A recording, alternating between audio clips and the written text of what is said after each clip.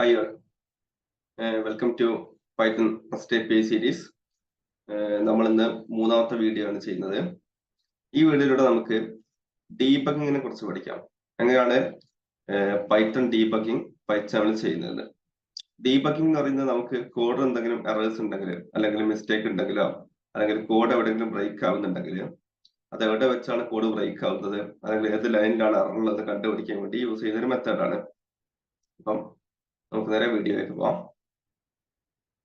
Last വീഡിയോയിൽ നമ്മൾ ചെയ്തു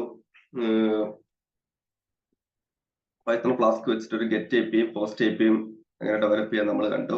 അതിനെ പോസ്റ്റ് വെച്ച് കോൾ ചെയ്തു. ഇനിയിപ്പോ നമുക്ക് ഈ API തന്നെ ഒന്ന് ഡീബഗ് മോഡിൽ റൺ ചെയ്ത് നോക്കാം. അതിനുവേണ്ടി നമ്മൾ ചെയ്യേണ്ടത്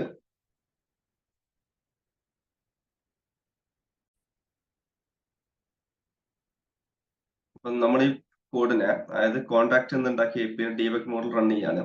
ഡീബഗ് മോഡിൽ റൺ ചെയ്യുന്നതിന് വേണ്ടി നമുക്ക് ഇവിടെ കാണുന്ന ഒരു പ്ലേ ബട്ടണിന് നെക്സ്റ്റ് ആയിട്ട് കാണുന്ന ഈ ഒരു ഇമേജ് ഡീബഗ്, ഇത് ക്ലിക്ക് ചെയ്ത് റൺ ചെയ്താൽ മതി. പക്ഷെ ഇത് ക്ലിക്ക് ചെയ്ത് റൺ ചെയ്യണമെങ്കിൽ അതിന്റെ മുമ്പ് നിങ്ങൾ രണ്ട് കാര്യങ്ങൾ പൈത്തണിൽ എൻഷുർ ചെയ്യേണ്ടതുണ്ട്. ഒന്ന്, പ്രൊജക്ട് സെറ്റിംഗ്സിൽ പോവുക. പ്രൊജക്ട് സെറ്റിംഗ്സിൽ പൈത്തൺ ഇന്റർപ്രറ്റർ ചൂസ് ചെയ്ത് നമ്മുടെ വെർച്വൽ എൻവയോൺമെന്റിന്റെ ആയിരിക്കണം. അതായത് നമുക്ക് ഇവിടെ ടെർമിനലിൽ ആക്റ്റീവ് ആയിരിക്കുന്ന ഈ VNV തന്നെയാണ് നമ്മുടെ പൈത്തൺ ഇന്റർപ്രറ്ററിലുള്ള VNV. പിന്നെ രണ്ടാമത്, അതേ VNV തന്നെ നമ്മളിവിടെ കറന്റ് ഫയൽ എന്നതിനകത്ത് കോൺഫിഗറേഷൻസിൽ കൊടുക്കണം. ഇവിടെ കണ്ടാം എഡിറ്റ് കോൺഫിഗറേഷൻസ്, ഇവിടെ ന്യൂ കോൺഫിഗറേഷൻ കാണാം. ഇവിടെ ന്യൂ കോൺഫിഗറേഷൻ കൊടുക്കുക. അവിടെ പൈത്തൺ ചൂസ് ചെയ്യാം. പൈത്തൺ ചൂസ് ചെയ്തിട്ട് സ്ക്രിപ്റ്റ് പാത്ത് എന്നുള്ളടുത്ത് നമ്മുടെ ഇപ്പോൾ ഉള്ള റൺ ചെയ്യേണ്ട ഫയലിന്റെ പാത്ത്, അതായത് നമുക്കിപ്പോൾ പൈത്തൺ API റെസ്റ്റ് main.py. അപ്പൊ നമ്മളോട് പൈത്തൺ API റെസ്റ്റ് main.py എന്ന് ചൂസ് ചെയ്യാം. പിന്നെ പാരാമീറ്റേഴ്സ്, ഫ്ലാസ്കിന് പ്രത്യേകിച്ച് പാരാമീറ്റേഴ്സ് ഇല്ല. ഇന്റർപ്രറ്റർ, അതായത് നമ്മൾ നേരത്തെ ചൂസ് ചെയ്ത സെയിം വെർച്വൽ എൻവയോൺമെന്റിനായിരിക്കും അവിടെ കൊടുക്കുന്ന പൈത്തൺ ഇന്റർപ്രറ്ററിന്റെ പാത്ത്. ഇത് രണ്ടും ഉറപ്പുവരുത്തിയതിനു ശേഷം ഇവിടെ ഓക്കെ കൊടുക്കുക. എന്നിട്ട് നമുക്ക് ഇതിനെ ഡീബഗ് മോഡിൽ നിന്ന് റൺ ചെയ്ത് നോക്കാം.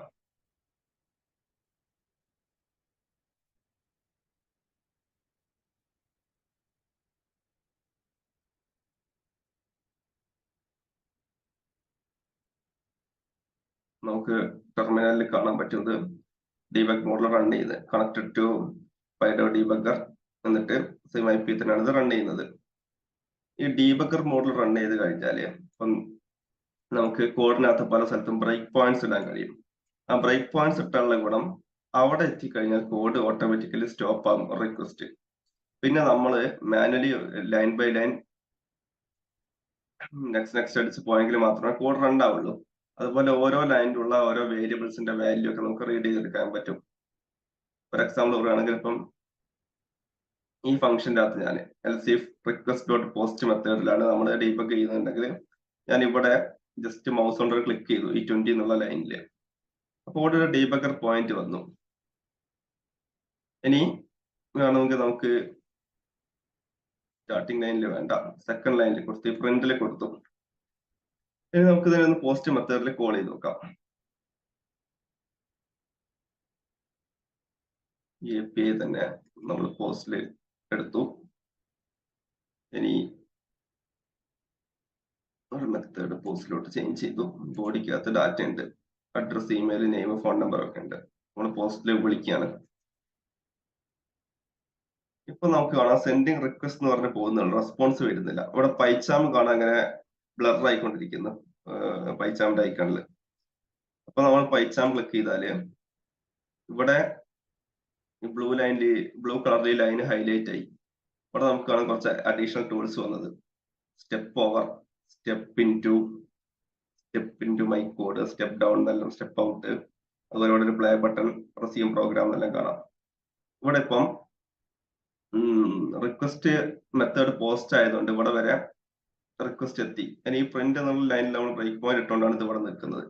നെക്സ്റ്റ് ലൈനിലേക്ക് കോഡ് പോകണമെങ്കിൽ നമ്മൾ ചെയ്യേണ്ടത് ഈ നെക്സ്റ്റ് ബട്ടൺ അടിക്കുക, സ്റ്റെപ്പ് ഓവർ. കോഡ് ഇവിടെ എത്തി, നെക്സ്റ്റ് അടിച്ചാൽ ഒന്നുകൂടെ എത്തി.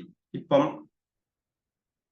റിക്വസ്റ്റ് ഡാറ്റ എന്ന് കണ്ടല്ലോ, റിക്വസ്റ്റ് ഡോട്ട് JSON, അതിന്റെ വാല്യൂ നമുക്ക് ഇവിടെ ഹൈലൈറ്റ് ചെയ്ത് കാണാം. Request data address, email, name, phone എന്തൊക്കെയായിരുന്നു റിക്വസ്റ്റ് ബോഡിയിൽ ഉണ്ടായിരുന്നത് മൊത്തം അവിടെ കാണാൻ പറ്റും. അതുപോലെ തന്നെ നമുക്ക് ഇവിടെ ഈ ഡീബഗറിന്റെ കൺസോളിൽ കാണാം റിക്വസ്റ്റ് ഡാറ്റ ഡിക്റ്റ് ആണ് അഡ്രസ്. അതിനകത്ത് നമ്മുടെ ഡാറ്റാസ് കാണാം. അത് വേണമെന്നുണ്ടെങ്കിൽ നമുക്ക് ഇവിടെ എക്സ്പാൻഡ് ചെയ്ത് കാണാം. ഓരോ വാല്യൂ നമുക്ക് വേണമെങ്കിൽ ഇവിടെ വാല്യൂവിനെ ആൾട്ടർ ചെയ്യാം. ഞാനിവിടെ ആനന്ദ് എന്ന വാല്യൂവിനെ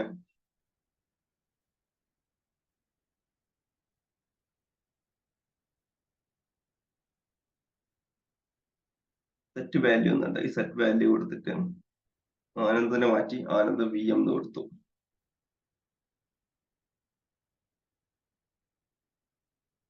ഇനി നമ്മള് നെക്സ്റ്റ് ലൈൻ ഓരോ ലൈൻ നെക്സ്റ്റ് അടിച്ച് പോകുമ്പോൾ നമുക്കിപ്പോ കാണാൻ ഇവിടുത്തെ വാല്യൂ ചേഞ്ച് ആയത്.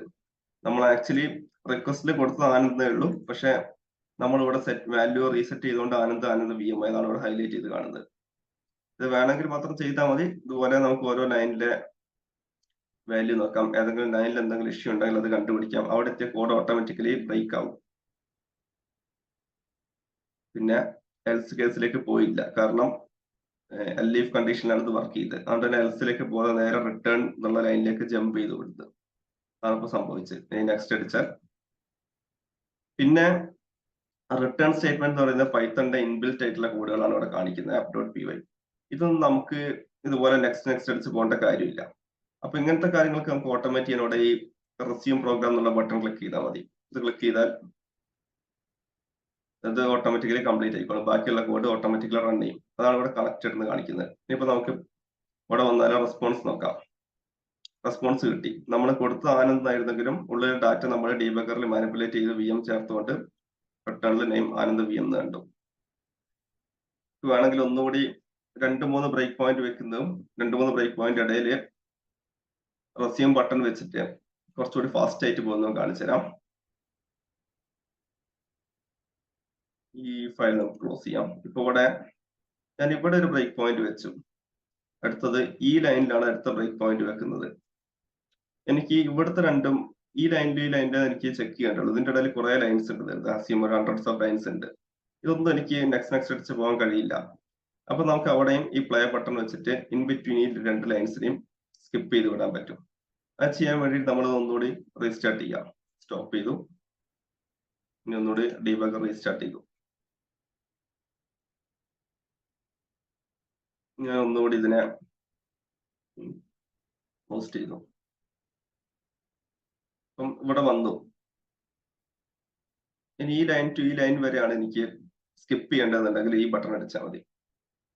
നേരെ കണ്ടോ, ഈ ലൈനിലൊന്നും സ്റ്റക്കായി നിൽക്കാതെ നെക്സ്റ്റ് ബ്രേക്ക് പോയിന്റിലോട്ട് എത്തി.